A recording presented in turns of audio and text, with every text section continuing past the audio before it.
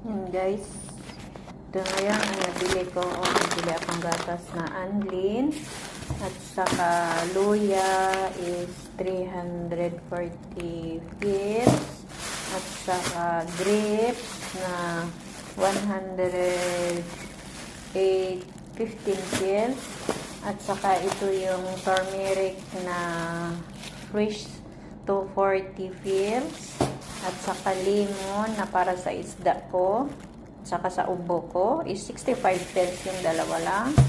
At saka yung kubos na 100 pills. Itong lahat guys is 3 dinar.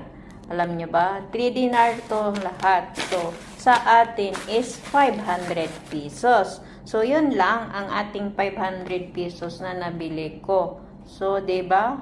Ang mahal. OMG. Talagang maano ka sa presyo talaga.